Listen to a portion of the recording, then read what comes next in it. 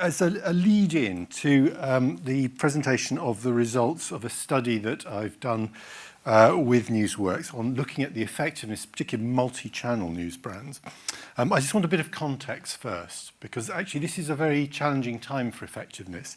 And I think there are a lot of very dangerous practices at the moment that are influencing the way we measure effectiveness. So I just want to nail that. I want to set the context. And it serves my purposes in two ways. One, just to remind you that how we measure effectiveness is hugely critical, and that there is particularly a timescale issue that we have to be aware of. But also that these are challenging times, and I think it makes the results of the actual multi-channel news brands study even more remarkable when you look at what's going on in effectiveness in general. So forgive me if I just start with a slight digression then. So let's start with the background. Now, some of you may know that I've reported quite widely that there seems to be something very broken in marketing at the moment. What we're seeing for the first time in a 30-year run of IPA data here. And this is, of course, all data from the IPA Databank, more than 1,000 case studies in there where we can look at how inputs such as strategy and media choices influence outcomes. It's a huge body of data, and it enables us to look at time trends over the long term. But here, if we just look at time trends, and this is 10-year aggregated data, these are really solid chunks of data, about 200 data points in each of these points on this chart. What you see is the first time, in fact, in 30 years, we see a declining trend in effectiveness. And this is the overall broad metric of effectiveness across a broad basket of metrics. But you'll see this reflected in individual metrics where we have the time to look at it. So something is clearly going wrong. And it's very complex. There's lots of related issues going on. But if I can kind of sum it up really in one primary problem, and I think this is the real driver of the decline in effectiveness that we're seeing, which is an obsession with short-termism. We measure short-term effects, we deliver short-term campaigns, and we make media choices based on short-term analysis. And it all sounds very seductive and it all sounds very sensible, and it is completely insane. It's extremely damaging to effectiveness. I'll come back to the evidence for that in just 2 seconds. So even amongst this database, which is, if you like, the creme de la creme of increasingly global marketing, not just UK marketing, we've seen this dramatic rise in short-termism. By short-term, I mean campaigns designed to run and measured over periods of less than 6 months. It's not an arbitrary period, which I'll explain in just 2 seconds. So they've gone from a steady state long-run average of about 7 or 8% of case studies were short-term. That goes back for donkey's years. In the last 10 years or so, that has exploded to over a quarter. If you were to take a much more recent window, again, this is 10-year aggregated data, but if you looked at a much more recent window, you'd find it close to half of the case studies. So if it's happening amongst IPA case studies, and indeed it's happening amongst effectiveness case studies around the world, you can be pretty sure it's happening amongst just ordinary average campaigns out there as well. So huge explosion of short-termism. Why am I so obsessed? Why do I keep banging on about short-termism? Well, here's why. There is a huge deception in short-termism. And if you look at what drives sales growth over kind of base sales over time, there are 2 ways in which through advertising we can do that. And the one which is so overlooked in recent times because we're all so short-term, in fact, the most powerful way to drive long-term sales growth is through what I'm going to call brand building. So this is the creation of powerful emotional associations with brands that prime us to want to buy those brands. Now, they tend to have relatively modest short-term effects because this is a long journey. We're trying to create an affinity between consumers and our brands, an affection perhaps, but certainly we're trying to prime them. And you don't do that overnight. This is the great fallacy of the digital world, the belief that you can achieve all of this overnight.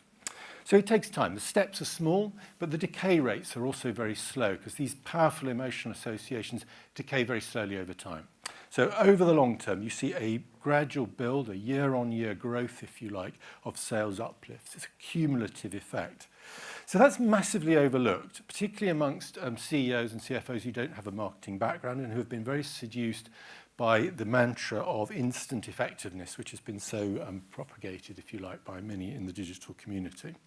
So everyone is obsessed now with this kind of way of thinking, which is what I will call the sales activation model, which are behavioral prompts, if you like. They could be timely and relevant offers or seasonal prompts or just a reminder to get out and buy now. And of course, the most powerful way of doing this is through some kind of promotional offer, 20% off if you click now or whatever. Now, these, of course, when the offer or the prompt is very powerful, we all know can provoke enormously impressive short-term spikes.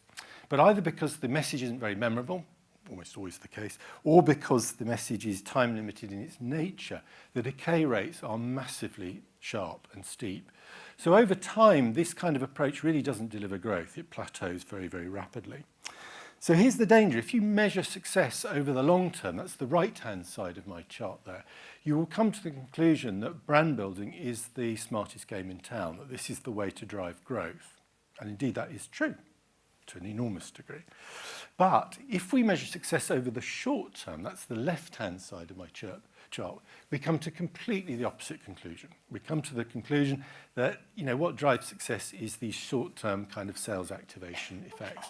And of course, that influence is not just the kinds of messages we put out there, but the kinds of media choices we make, because many media are very powerful at one end of that time spectrum and others are very powerful at the other end of the time spectrum. And I'm going to come back to that as I go through this presentation. So really, really important that we understand that if we're making decisions about effectiveness over the very short term, that this prejudices everything we do, literally everything we do, from strategy to execution to media choices. Everything changes. So it's a hugely important thing. And the really unfortunate fact of life, if you like, is that the cusp point at which long-term brand-driven growth starts to dominate sales uplifts is around about the 6-month mark. And if you think about it, that's a really unfortunate period of time because it places everything up to and including quarterly reporting, which has become such an important force in effectiveness in recent years. We're all often driven by quarter, or of course with real-time data-driven marketing, we're now driven by the second and the day increasingly. All of that kind of effectiveness window of measurement places us very, very firmly in the short-term domain. So we are prejudiced towards what I call activation models, activation thinking, and media choices that deliver most powerfully against short-term sales activation. And whilst that may seem perfectly fine and sensible if you are a CMO, a CEO or a CFO who doesn't have a marketing background, you only have to look at that chart to see what you are sacrificing in the long term when you do that to appreciate the danger. So how am I so sure that this is what's driving that downturn in effectiveness that we've seen? Well, there's lots of evidence in the IPA Databank, but I'm just going to give you one chart to just nail this. And that is that the only metric, the only business metric in this data run that is strengthening over time is our ability to drive these short-term effects, because that's where all the money, all the thinking, all the attention, and increasingly the media choices are going, all being driven by this desire to drive short-term effects. So we see it's not a hugely impressive rising line, but there is nevertheless a rising line in short-term activation effectiveness. And I could show you loads and loads of other measures. I'm just going to focus on one of the brand metrics that we can look at, which is brand awareness growth, which has been in long-term decline. But essentially, our ability, the ability of campaigns in the IPA Databank to strengthen brands peaked somewhere around the beginning of the global financial crisis and has been in free fall ever since. So there you have the evidence that actually short-term sales activation is being driven at the massive expense of brand building and the commitment to brand. We are pulling billions, literally billions of pounds, billions of dollars, billions of euros, it's happening world over, out of long-term brand building and brand building media, and we're putting it into short-term sales activation media, the archetype of which, of course, is search-driven, retargeted advertising. More of that later. So that's what's going on. Very important piece of context. So I want to take you through two bits of finding, a bit of a long preamble, I know, but two areas of findings that I hope will illustrate to you that news media, news brands are in many ways absolutely fighting against that, and they are hugely useful media choices to make if we are serious about trying to take on the threat of short-termism and trying to build long-term value for brands. So first, I just want to look at long-term print time trends. So here we're looking at we're about 330 case studies going back almost 20 years, where over that time period with more broad data, we can just look at some long-term time trends. Just going to dwell on that very quickly with about 3 or 4 charts. And I use that as a preamble really to get into the what to me is a much more interesting part of the study, where we're just looking at more recent case studies where we can look at multi-channel effects. So there we won't just be looking at news brands in general, we'll be looking at the contribution made by print versus online, and of course the contribution of the two together. So let's just look at some long-term time trends. So we've got, as I say, about 330 case studies here, and we'll look at it over time. Okay, so first of all, let me give you some preamble to the multi-channel study before we get into that. My charts are dancing around, guys. That's very kind of you. But okay, so let me just give you a preamble. So when I talk about the multi-channel study, I'm not going to be talking about 330 case studies. I'm going to be talking about 108 case studies. Those will be from recent years. When we do this, when you're looking at 108 case studies, you have some real problems because it's not a huge number. So you have to make sure you've got a level playing field, and that the 57 or so case studies that use news brands are in some way very comparable with the 50 or so that didn't use news brands. Now here we have a real problem. It's always a problem in any kind of analysis like this, that actually it is not a level playing field. So what we found is that most of the case studies that use news brands start at a huge disadvantage. They have lots of problems that work against effectiveness. Firstly, they tend to have smaller budgets, and that's in many instances why brands are using news brands. It's entirely the wrong reason to use it, but they're using it because they're constrained on budget, and so perhaps they are maybe not using TV or downweighting TV in order to put it into news media. In many ways, it's sensible, but it's unfortunate because it creates an uneven playing field. They have very low, therefore, share of voice. They tend to be much more likely to be short-term cases, particularly in print, but I'll come back to that. So again, there are some really dangerous factors in there. They tend to be new and smaller brands, which have problems driving effectiveness compared to large established brands. They tend to be at the value or mainstream end of the market, where it's more difficult to generate profit growth. And finally, they are less likely to be emotional campaigns, which, as many of you will know, is where long-term growth comes from. So we're lots of disadvantages, and really it shouldn't be the case that we're finding any effectiveness uplift with news brands users. With those kinds of list and scale of disadvantages, what we ought to be looking at is a picture where with the use of news brands we see negative impacts on effectiveness. But as you can imagine, we're not going to see that. They only have one advantage, news brand users, which is that there are more service sector brands in there who enjoy a slight advantage over other sectors. So that's the context. You know, looking for an uplift from the use of news brands is a really big ask because there are so many headwinds against this. So let's see how we go. But let's just start with the general trends, long-term trends going back over 20 years or so. And here I just wanted to bring us straight back to this issue of short-termism and why it is so dangerous. Because the kind of data we are relentlessly assaulted with that particularly come from digital media, and I don't want to be overly critical, but these are the guys who sold us the short-term vision so powerfully. So I think it's only fair that we should throw it back at them. If you look at a typical short-term metric, so this is short-term sales activation effects, you would come to the conclusion that print has been losing effectiveness dramatically over the years. Look at the time trend, look at how things have shaped up, particularly in recent years. You would, of course, be seduced by the oft-repeated message that print is a dead medium and we shouldn't put a single bean into it. But that, of course, is a short-term point of view, and you will be no doubt waiting to see what comes when we take a long-term point of view. Because, of course, exactly the opposite is true. If we take a long-term perspective and we look at the contribution of print over a long-term time period to long-term effectiveness, which, of course, is vastly more important if we're looking to build long-term growth for brands, you see completely the opposite picture. You see a positive trend line, particularly over the last 6 years, 2012 to 2016. So that's 3 IPA awards years. So we're going to really focus on those 3 periods, because what's driving this particularly is the combination of print and digital online news brands. It has brought about a renaissance of effectiveness of news media, not just in fact print, not just in fact news media, but we're seeing this renaissance across lots of established media. So we aren't alone in this, but it is a particularly powerful renaissance. So when I come back and look at the multi-channel study, we're just going to be focusing on the 2012 to 2016 period, where really interesting and rich things are going on, and this profound renaissance is being driven. But that is the picture. Look in the long term, and you think news media got a great future, news brands got a great future. Look in the short term and you think, why am I wasting my time with it? It's hugely dangerous to draw short-term conclusions.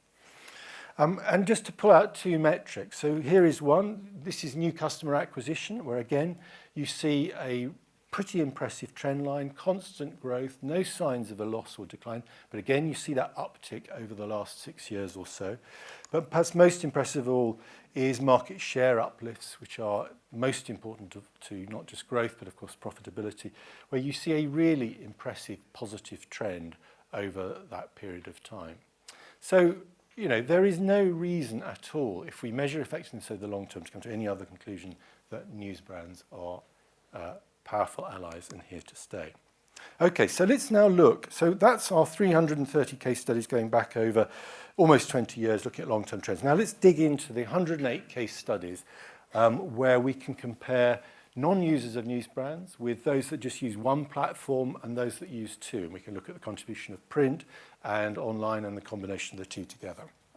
So let's just first of all focus on multi-platform news brands, because that's where I think the interesting story is coming from. So these are case studies that use not just print, not just online, but use the two together. And that's where we really get the best effects. So what you see here is that there is a 43% uplift in the likelihood of delivering what I would refer to as top box market share growth. You know, we rank the impact on market share on a 5-point scale, and so we have a 43% increase in the likelihood of achieving top box scores, which is an enormous uplift. So it has a big impact on market share. It also has a big impact on price elasticity. So those case studies that used multi-platform news brands saw a dramatic improvement in price sensitivity. I drove it downwards. So those brands were able to charge more or defend their pricing. So you've got here this wonderful double whammy of incremental volume, incremental sales, and incremental margin by virtue of driving price elasticity down. Enormous impact on price elasticity. And that inevitably, of course, has an impact on profitability, which I'll come back to in 2 seconds. They also have a very powerful impact on loyalty measures, which are in part driven, of course, by the growth that these brands enjoyed and the perception of momentum they have in the marketplace, which is so important. So we see big impacts on customer loyalty twice. But here is the one that really matters, is our impact on profitability. If we're driving incremental volume at incremental margin, we are inevitably going to see big lifts to profitability. So a 36% improvement in their likelihood of generating those really big profit increases.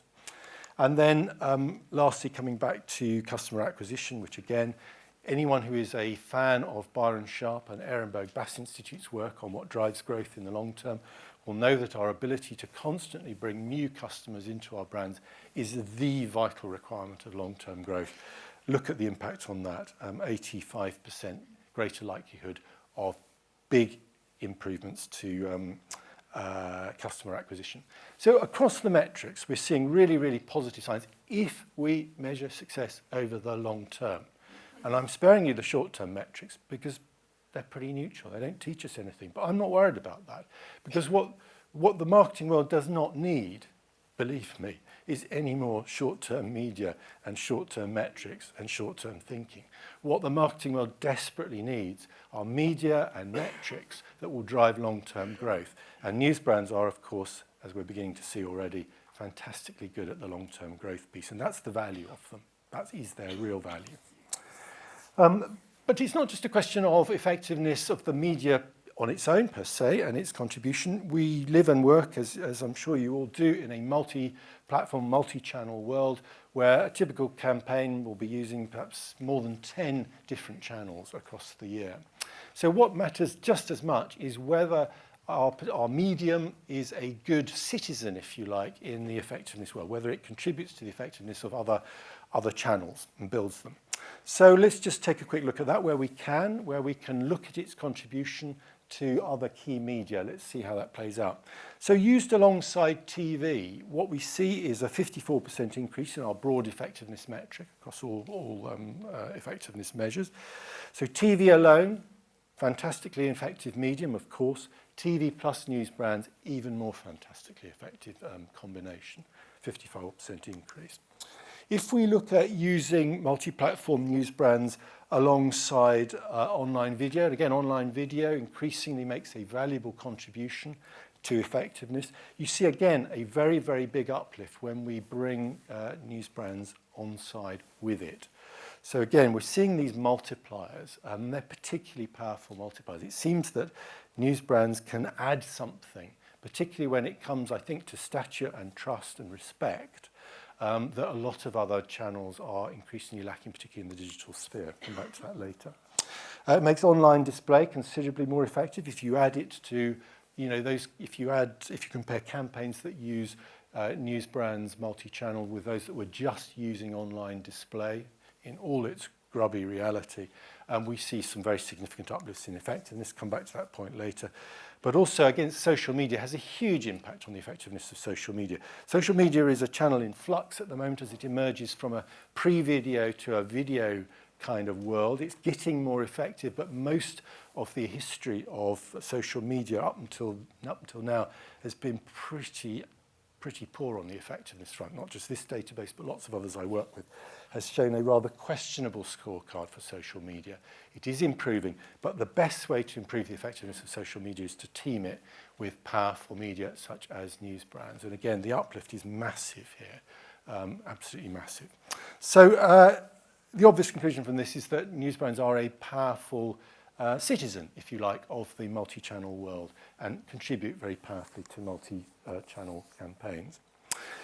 But there's one particular context effect that I want to look at, and I think Ben's going to talk about this later, which is if I'm already using online display, why do I need news brands? Why should I bother? Online display gives me all the digital tools and all the kind of stuff that I like so much. So why would I want to add news brands? And we know there's lots of very powerful arguments about the often very corrosive and toxic environments that you might end up with if you put advertising just on any online display. So let's just look at the value of the context of the news environment. So this is, again, a good way of looking at it, a real-world kind of media mix. So what happens if we add any old online display, typical online display, to TV? Well, of course it has an uplift because that's been the great learning of recent years. If we add digital media to TV, we get an activation capability that improves effectiveness. You get a modest uplift, about 17%. But what if we say, well, we don't like that grubby stuff, we're going to add news brands instead?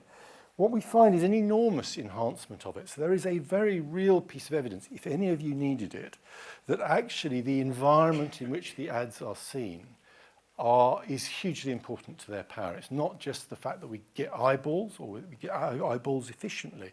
It's that we get eyeballs in the right context, in a context that we trust the message, we're in the right frame of mind, and we're amenable to the message. And that, again, is the key learning from this particular piece of analysis. Context is really important, lest any of us forget that in the era of programmatic. But so far I've been talking very much about multi-channel, and there is an enormous trend, which I think is not wise, to shift from multi-channel to just using digital news brands. And I don't think this is smart, for reasons I'll come back to. So this was the picture in 2012, where the majority of case studies that used news brands actually used both platforms. They were increasingly experimenting with online, but they used both. And there was about an even split between those that used digital versus print. If you look at what's happened in more recent years, what you see is an increasing, not just abandonment of print only, but abandonment of using both in favour of just buying the digital route. Now that is not smart. All the big multiplier effects, all the strongest effects are achieved by actually buying print and digital together and using each to reinforce one another. There is still some huge value in the printed word, in seeing things in print, and the fact that it is in print obviously enhances the value of the digital product as well. So the two work really powerfully together. And again, there's lots of evidence in the databank, IPA Databank, of how that kind of thing happens. You know, the idea that the future of advertising is a uniquely digital one is fundamentally flawed. And here is a really powerful piece of evidence of that. So that trend, I don't welcome. And there's lots more evidence, and I'm sure Denise will share it with you at a later date if you want to look at it. But here in one chart is why it's not a smart trend. If you look at the contribution to effectiveness of just using one of these two channels. So in the earlier part of this data period, it was tended to be more print than online. In the later part of this data period we're looking at, it will tend to be more online than print. But if we just use one platform, the kinds of sales uplifts, effectiveness uplifts that we might expect to achieve are quite considerably less than if we use both. There's some really, really big multipliers at work. And those multipliers are not they're not declining. I'll come back to that point. This is not a snapshot of the past we get here. The multiplier effects seem to be growing. But the general learning here is that two are definitely better than one. If we look at the individual metrics here, so this is what happens if we use no news brands platforms compared to one and compared to two platforms. Now, generally, I'll just explain the first bars here, the sales bars here, because that is a combination of short and long term. Again, this is evidence of the danger. Mixed up in there are sales activation and some longer term sales effects. All of these metrics across to the right-hand side of that are all unequivocally long-term metrics. Market share is typically annual. Price sensitivity is a uniquely long-term metric. Customer acquisition profit, so on. So essentially what this chart tells us is that it almost doesn't matter which long-term metric that we are looking at. One single channel use of news brands is better than none, of course, but using two is very considerably better than using one. The multipliers build, and this is quite a powerful observation. I said earlier, this is not just looking back in the past. This effect is getting stronger over time. I'd love to have been able to break this down in 2012, 2014, 2016, but we don't have enough data to do it. So I'm merely comparing here, the whole data run, 2012 to 2016, with just the most recent case studies, 2014 to 2016. And you can see that there is a strengthening trend there. So the multiplier effect is definitely not weakening. It is definitely not the case that we should be abandoning print. It is definitely the case that we should still be including print and buying both together. But short-termism, of course, is a problem, and it is affecting print. I alluded to this earlier on. If you look at any news brands users, they are pretty much in line with the general picture. About a quarter of them are short-term. But unfortunately, I can't explain this. Many of you may have an explanation for this. There is a tendency for short-term case studies to use news brands print. Maybe it's to provide just a little bit of solidity to an otherwise very short-term flaky campaign. Who knows? But unfortunately, that doesn't help. Whereas digital news brands users tend to be much more long-term case studies, which is a very positive thing. But again, as you know from what I've already said, that will affect the kind of pattern of effectiveness we see.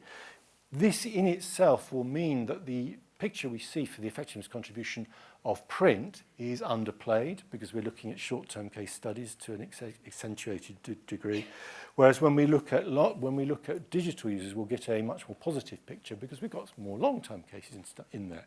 And that is exactly what we see. So if we look at the impact on effectiveness of print, what we see is really quite muted effects, and in some cases many cases they are negative. If we compare users with non-users, what you see is that in some of these metrics, actually, we don't get a benefit. And that is because of this obsession with short-termism and the use of the medium in an inappropriate way as part of a short-term campaign. We do happily see plenty of positive metric shifts there, even despite that effect. But if you look at digital news brands, you see a much, much more rosy picture simply because we're dealing with sensible campaigns here that are using the medium as it should be as a long-term driver of growth. So across the piece here, whether it's sales, market share, particularly price sensitivity, profit, and so on and so forth, what you see is an enormous contribution to business success when you add digital news brands. So that's enough of a rant from me. Let me just pull the key findings together in some conclusions. So I've spoken a lot about the danger of short-termism and the effect it's having on the way we think about effectiveness, and that is hugely corrosive. So we absolutely have to be aware of this and stop trying to measure effectiveness in the short term. But it prejudices our views about news brands really strongly, and even within news brands, it will prejudice our views about how to use them. So we need a much more balanced approach to the measurement of effectiveness that looks at long-term effects and not just short-term effects, because really what drives long-term growth is the ability to build brands and brand value, if you like. What we've seen is that news brands doesn't really play very strongly in the short term. I mean, it's pretty much on a par with non-users. There is no interesting story I could tell you. Multi-channel news brands users, they kind of perform averagely in the short term. But over the long term, they deliver really extraordinary uplifts. So there is no reason not to use them, even if we are in the unwise situation of having a short-term campaign. There's no reason not to use them, but their real value comes in the long term. And that, again, I urge you to bear that in mind and to think that way, because you won't really see the benefits if you measure effectiveness over a day or a week or even a month.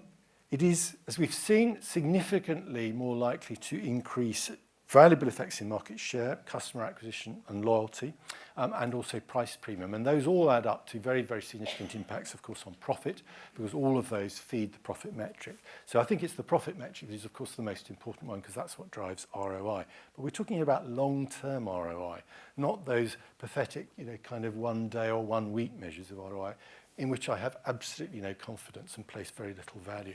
We're here talking about typically annual growth in profit and annual returns on investment, which are where reliable data resides.